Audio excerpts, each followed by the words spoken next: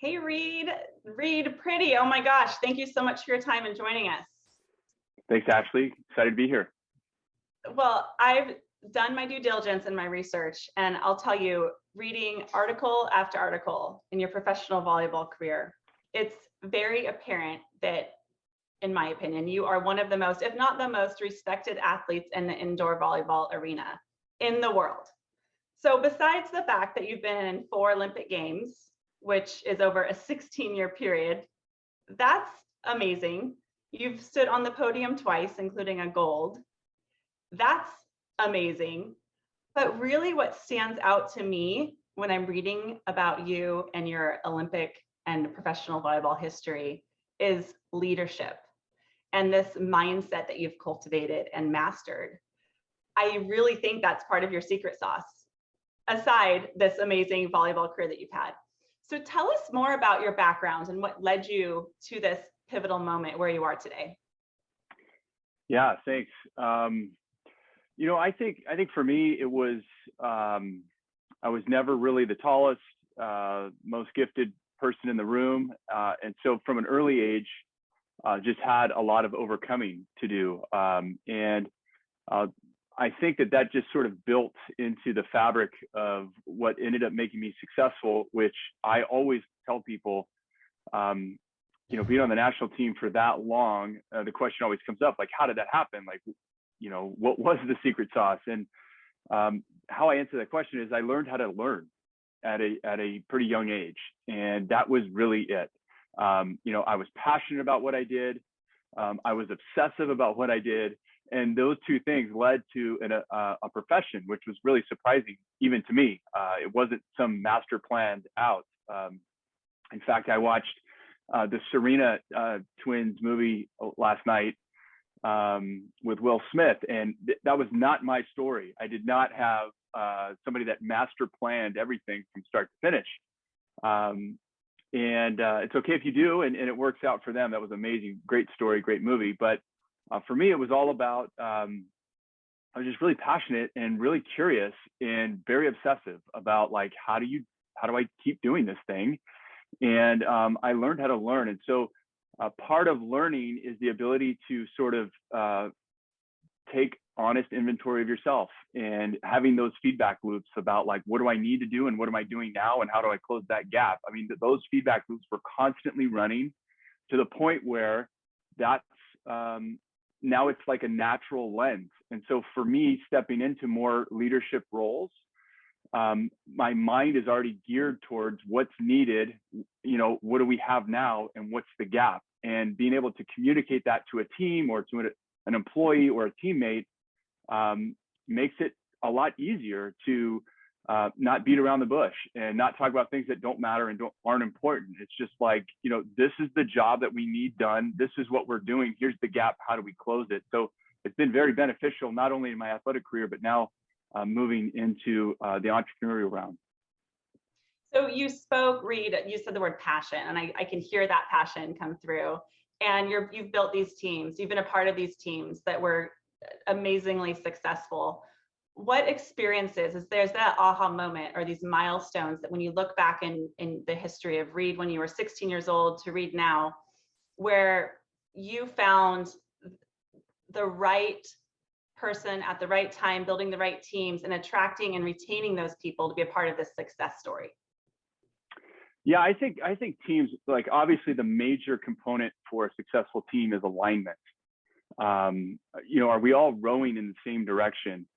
But I've been on so many different teams. I've had so many different teammates that I've seen it done really well and I've seen it done not really well. I've played for great leaders and I've played for really bad leaders. So I've been able to have sort of a front row seat of seeing how people do it. So now that I'm sort of in that role myself, I'm trying to figure out, what were those magic moments? What are the major components that lead a group of people that are almost always eclectic, different skills, different backgrounds? How do you get everybody to have alignment?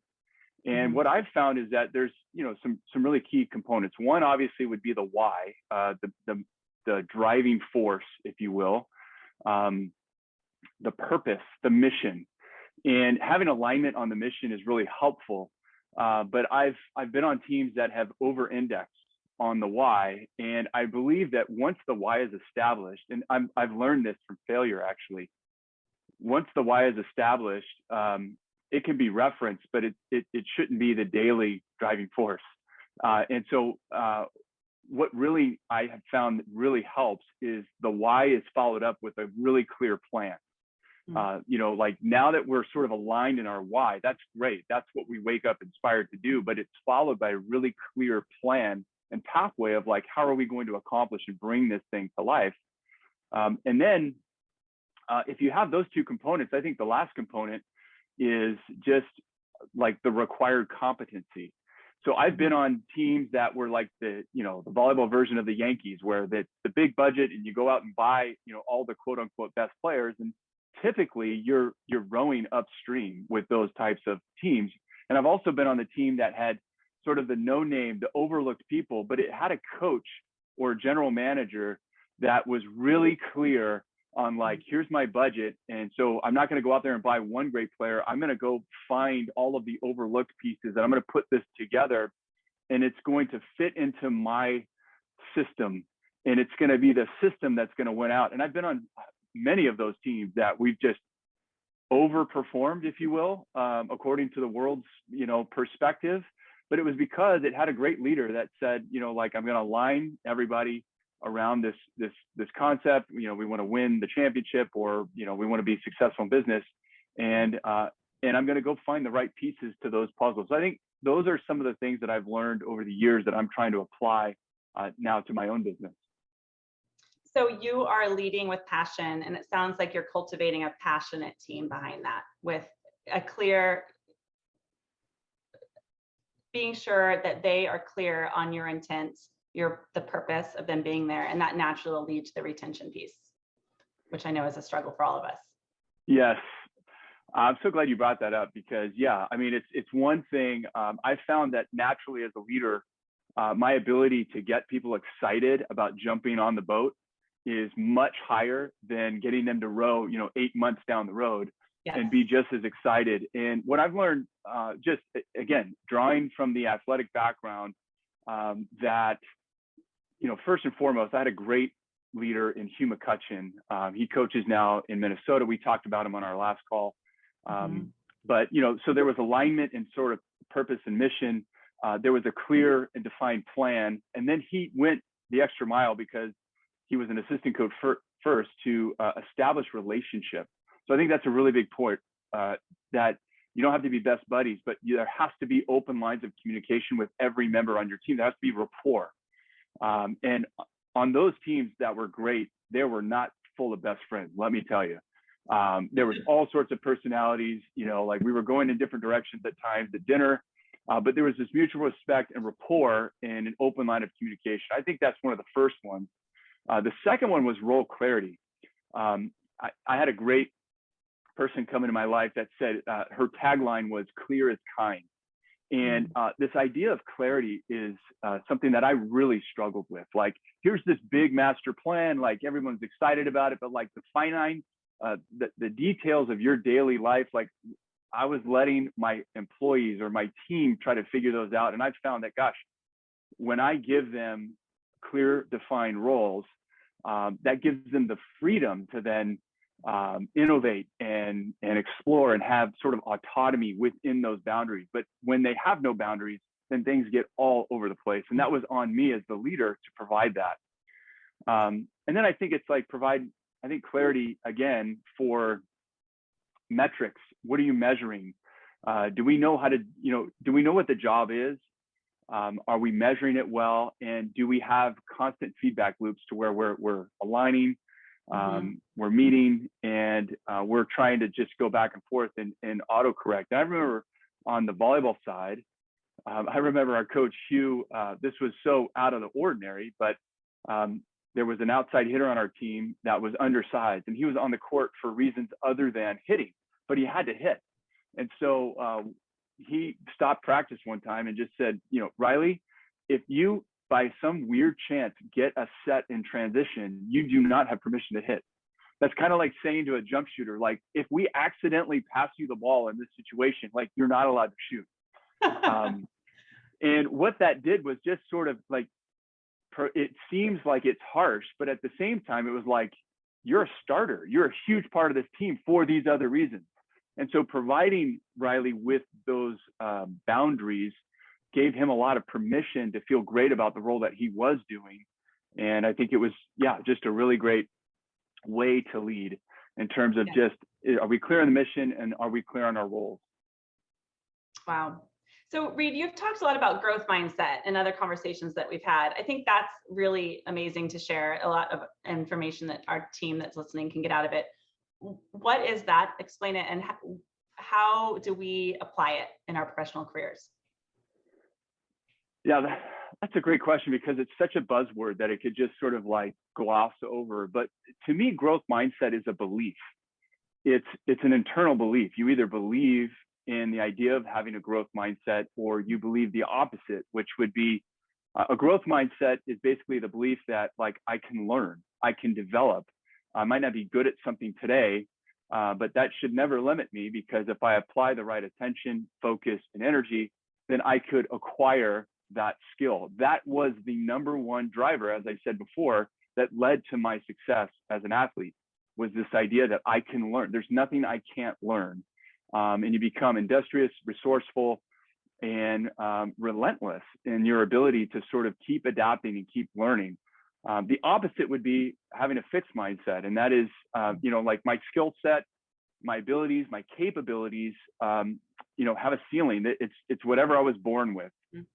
And those are the people that were always hard to watch, whether they were in business or on the court. They come into the gym, they have all the talent in the world, and you're just like, they're just doing their one trick pony. And that worked maybe in high school or in college, but at the professional level, that's not going to work anymore. In the marketplace, that's not going to work anymore. You have to constantly be adapting, which everybody on this call, the idea of adaptability, we have been living in a culture in the last 3 years that has forced us to get as uncomfortable as possible, or let me say, forced us to get as comfortable as we can with being uncomfortable. And in fact, that very statement was a thread. That was a common thing we would actually hear from all of our coaches in our 2005 to 2008 quad, which when we won gold medal, the gold medal, they constantly said, we are trying to be comfortable with being uncomfortable. Like, that's our new standard. And that's really, to me, what having a growth mindset is all about. I love that. We're getting comfortable with being uncomfortable. And yes, there is so much chaos happening in the supply chain world. We're moving one direction one week and you snap your finger and now you have to pivot and move this direction, but we all still have our goals we need to meet, right? So how do you keep, what would you recommend to be able to still succeed, to hit your goals when there's constant noise and the environment is consistently changing? Yeah, that's a great question.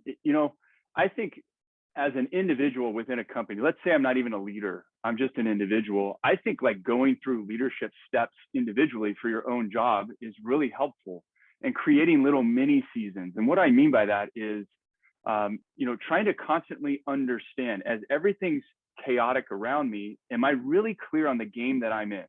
Like, what game am I in? Am I a part of the sales team? Am I a part of the lead generation team? Am I logistics? What game am I in, and how do I win that game? As long as I'm clear on the rules of the game, then I could sort of deduce, okay, now that I know the game that I'm in and my role, what are the 3 to 5 fundamentals that if I just apply energy on a regular basis, then I'm going to become an expert at my game. And I'm not going to have to worry about all of the stuff that's taking place all around me, because I'm really clear on how to win this game. Now, when the rules change, how do I relook at the game that I'm in?